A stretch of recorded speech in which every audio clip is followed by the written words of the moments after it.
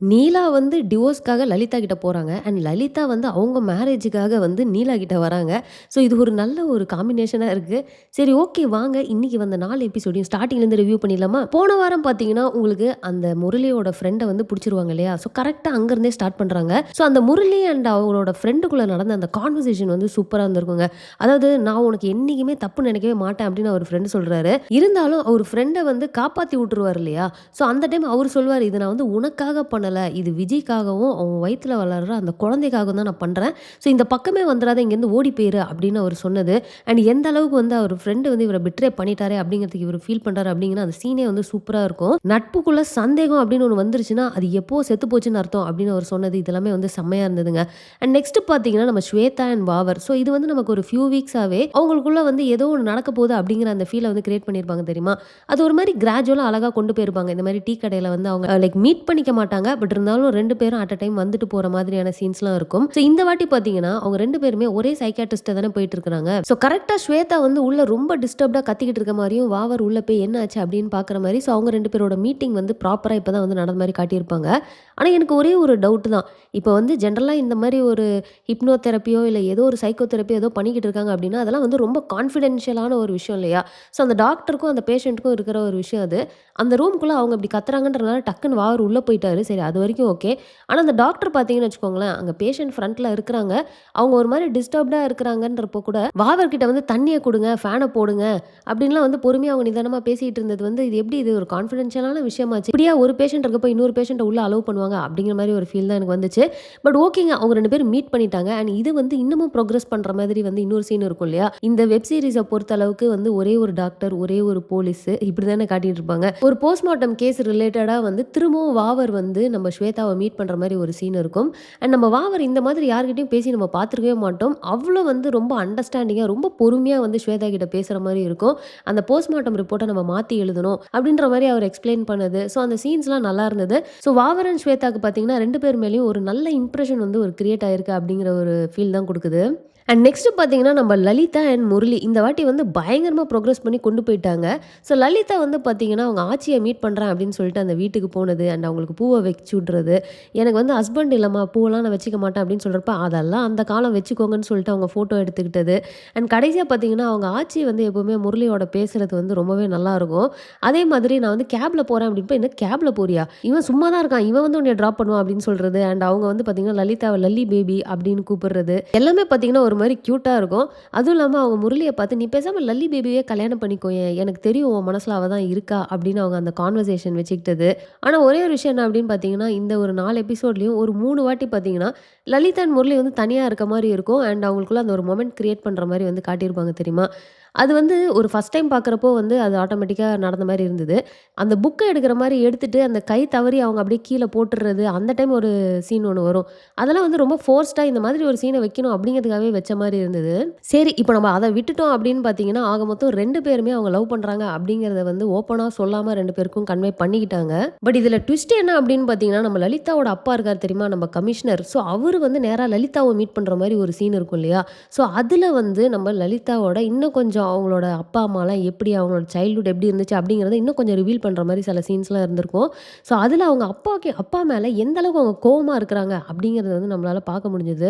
நேர்மையான பொண்ணுக்காக கொடூரமான புருஷன் கூட வாழ்ந்து செத்த கம்பீரமான ஸ்கூல் டீச்சர் தான் எங்க அம்மா அப்படின்னு சொல்லிட்டு ஒரே லைன்ல இவ்ளோ ஒரு ஹெவியான கன்டென்ட்ட வந்து அவங்க சொல்லியிருப்பாங்க. ஆனா அதே மாதிரி அவங்க திரும்பவும் ஸ்வேதா கிட்ட ரூம்ல உட்காந்து பேசுறப்போ அவங்க ஒரு ஸ்டோரி சொல்லியிருப்பாங்க இல்லையா? எனக்கு வந்து எங்க அம்மானா ரொம்ப பிடிக்கும். அவங்க வந்து ஒரு பொறுப்பான ஸ்கூல் டீச்சரா இருப்பாங்க. ஆனா எங்க அப்பா வந்து டோட்டலா ஆப்போசிட். அவர் ஒரு போலீஸ் ஆஃபீசரு. ஸோ எங்க அம்மாக்கு ஆக்சிடென்ட் ஆயிருச்சு. அண்ட் அவங்கள பார்த்துக்கிறதுக்காக ஒரு ஹோம் நர்ஸ் அப்பாயிண்ட் பண்ணியிருந்தோம். கடைசியில பார்த்தீங்கன்னா, அம்மா இறந்ததுக்கு அப்புறமா அப்பா வந்து அந்த ஹோம் நர்ஸே கல்யாணம் பண்ணிக்கிட்டாரு. ஸோ இதெல்லாம் என்னால ஏத்துக்கவே முடியல அப்படிங்கிற மாரி அவங்க சொல்லுவாங்க. பட் நீங்க ஒண்ணு நோட் பண்ணீங்கன்னு வச்சுக்கோங்களேன், அவங்க அம்மா கடைசியா சாவறதுக்கு முன்னாடி, என் பொண்ணுக்கு வந்து நீங்க கல்யாணம் பண்ணி வைக்கணும் அப்படின்னு சொல்லிட்டு அவங்க அப்பாகிட்ட சத்தியம் வாங்கியிருப்பாங்கன்னு சொல்லுவாங்க தெரியுமா? அண்ட் அவங்க அப்பாவும் அத தான் சொல்லுவாரு. உங்க அம்மா கடைசியா ஆசைப்பட்டது வந்து இதுதான். அதாவது உனக்கு கல்யாணம் பண்ணி வைக்கணும்னு. ஸோ அதுக்கு நான் பண்ணியே ஆவணும் இல்லையா? அப்படின்னு அவங்க அப்பா சொல்லுவாரு. அண்ட் என்ன புரிஞ்சுக்கவே மாட்டேங்கிறீங்க. மாட்டியா அப்படின்னு கேட்குறது. ஸோ இதெல்லாம் வச்சு பார்க்குறப்போ, ஒருவேளை அவங்க அப்பா வந்து இவங்க நினைக்கிற அளவுக்கு ஒரு கெட்டவர் கிடையாதோ! அவங்களுக்குள்ள நடந்தது என்ன அப்படிங்கிறது சரியா அண்டர்ஸ்டாண்ட் பண்ணிக்காம, இவங்க வந்து அந்த ஹோம் நர்ஸே அவர் கல்யாணம் பண்ணிக்கிட்டாரு அம்மா இறந்ததுக்கப்புறம் அப்படிங்கிறதுனால, இவங்களுக்கு அது ஒரு பெரிய ஒரு டிசப்பாயின்ட்மென்ட்டா இருந்திருக்குமோ அப்படின்ற ஒரு ஃபீல் தான்.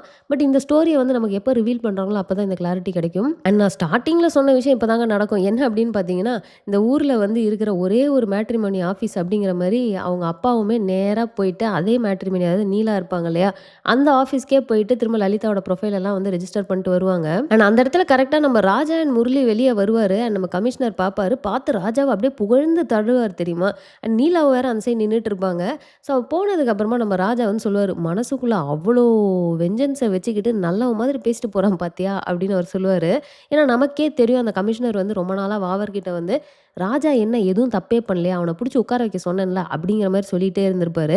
பட் வெளிய வந்து அப்படி புகழ்ந்து தள்ளுவாருங்க. அடுத்து பார்த்தீங்கன்னா, நம்ம சத்யா இந்த மிஷன் மேட் அப்படின்னு சொல்லிட்டு, நானா வந்து ஒரு விஷயத்த பண்ண போறேன்னு சொல்லி மாட்டிக்கிட்டு எல்லாரையும் மாட்டி விட்டுருவாங்க தெரியுமா? ஸோ அதில நம்ம நீலா செம டென்ஷன் ஆகி நம்ம முரளி அண்ட் லலிதா இவங்க எல்லாரையும் மீட் பண்ண வரப்போ, அவ்ளோ கோவமா அடுத்தவங்க லைஃப்ல விளையாடிட்டு இப்படி தான் செலிப்ரேட் பண்ணணும். கரெக்ட் என்ன முட்டாள் ஆக்கிட்டீங்களா? அப்படிங்கிற மாரி ரொம்ப டென்ஷன் ஆயிருப்பாங்க. அண்ட் நம்ம முரளி அந்த இடத்துல கரெக்ட்டா ஸ்டெப் இன் ஆகி, "இதுல யாருக்கும் சம்மந்தம் கிடையாது. ராஜா சார் எனக்கு நெறையா பண்ணியிருக்காரு. ஸோ நான் அவருக்கு பண்ணணும்." அப்படிங்கிற ஒரே ஒரு இன்டென்ஷனுக்காக, "நான் தான் எல்லாத்தையுமே பண்ணேன். இது யார் மேலயும் தப்பில்ல. நீங்க யாரையாவது தண்டிக்கணும்னா என்ன தண்டிங்க. அண்ட் ராஜா சாருக்கு வந்து உங்களையும் சத்யாவையும் மட்டும் தான் ரொம்ப பிடிக்கும்." அப்படின்னு சொல்றப்போ, நம்ம நீலா வந்து அப்பவும் செம கோவமா, "என்ன எங்கள தான் பிடிக்கும். அவரு எப்ப பாரு வேல, வேல, வேலைன்னு தான் இருப்பாரு." அண்ட் நம்மளுக்கு கடைசியா கூட பார்த்தீங்கன்னா, நம்ம ராஜாவ வந்து மீட் பண்ணணும் அப்படின்னு சொல்லிட்டு சொன்னோனே, அவரு அவ்ளோ ஹேப்பியாயி காலையில ரெடி ஆயிட்டுலாம் வருவாரு. நீலா வேற பயங்கர பதட்டமா இருப்பாங்க. அவர கைய பிடிச்சிட்டுலாம் உள்ள கூட்டு போவாங்க. நான் கூட நெனச்சேன் கூட்டிட்டு போய் டிவோர்ஸ பத்தி பேச போறாங்கன்னு. கடைசில பார்த்தா உள்ள வந்து அந்த மேட்ரிமோனி ரிலேட்டடா இந்த வாரம் ஒரு கேஸ் ஒண்ணு வந்திருக்கும் தெரியுமா? அது ரிலேட்டடா தான் பார்த்தீங்கன்னா, ராஜா சார வர சொல்லியிருப்பாங்க. அண்ட் அதே டைம்ல பார்த்தீங்கன்னா, நீலா வந்து டிவோர்ஸ் நோட்டீஸ் அனுப்பியிருக்காங்க அப்படின்னு சொல்லிட்டு ராஜாவோட அப்பா கால் பண்ணி சொல்லுவாரு. ஸோ அந்த ஒரு ஃபினிஷிங் வந்து ரொம்பவே நல்லா இருந்தது. ஏன்னா ராஜாக்கு இப்போ வரைக்குமே ஐடியா கிடையாது அவங்க டிவோர்ஸ் அப்ளை பண்ண போறாங்க அப்படின்ட்டு. ஸோ அவரு பயங்கரமா உடைஞ்சிடுறாரு. இன்னும் நீங்க அந்த சீன்ல பார்த்தீங்கன்னா, 2 பிளாக் காஃபி வித்தவுட் சுகர் அப்படின்னு அவரு சொல்றப்போ, டக்குன்னு நீலா வந்துட்டு எனக்கு வந்து with milk and double sugar அப்படின்னு சொல்லுவாங்க. "உனக்கு கசப்பு தானே பிடிக்கும்?" அப்படின்னு கேட்கிறப்போ, "லைஃப் அப்போ இனிப்பா இருந்தது. அந்த டைம் எனக்கு கசப்பு பிடிச்சிச்சு. இப்ப அப்படி கிடையாது." அப்படின்னு அவங்க சொல்லுவாங்க தெரியுமா? இன்டைரக்ட்டா. ஸோ அது வந்து ரொம்ப டீப்பான ஒரு மீனிங் இருந்த ஒரு விஷயமா இருந்தது. ஸோ இத தாண்டி பார்த்தீங்கன்னா, உங்களுக்கு இந்த வாரம் வந்த அந்த கேஸ் அதாவது அந்த கல்யாண பொண்ண காணோம் அப்படின்ற அந்த கேஸு, ஒரு மாரி பேரலலா கொண்டு போனாங்க. அது சூப்பரா இருந்ததுங்க. ஆக்சுவலா அந்த பொண்ண காணோம்னு சொல்லிட்டு, அந்த பொண்ணு தான் வந்து ஏமாத்திட்டு நகையெல்லாம் திருடிட்டு போயிட்டாங்க அப்படின்னு சொல்லி கொண்டு வந்துட்டு, கடைசி ட்விஸ்ட்ல பார்த்தீங்கன்னா, இவங்க எல்லாரும் சேர்ந்து ஊர் ஊரா போய் இந்த மாரி பொண்ணுங்கள வந்து ஏமாத்திக்கிட்டு இருக்காங்க அப்படிங்கிற மாரி முடிச்சிருப்பாங்க. இதுல ஒரு டயலாக் வேற, "தமிழ்நாடு போலீஸ்னா பெரிய இதுன்னீங்க, ஒண்ணுத்தையும் கண்டுபிடிக்கவே இல்ல." அப்படின்னு சொல்லிட்டு ஒரு மாரி அவங்க பேசிக்கிட்டே போன மாரி இருந்தது. ஸோ இந்த கேஸ் பார்த்தீங்கன்னா, கண்டிப்பா இதோட ஸ்டாப் ஆக போறது கிடையாது. இது வந்து ஒரு மாரி எக்ஸ்டெண்டடா போகும் அப்படின்னு நெனைக்கிறேன். ஸோ இந்த வாரம் வந்து நீங்க பார்த்துட்டீங்க அப்படின்னா, நீங்க என்ன ஃபீல் பண்ணீங்க? எப்படி இருந்துச்சு? அப்படிங்கிறத மறக்காம கமெண்ட்ல போட்டுருங்க.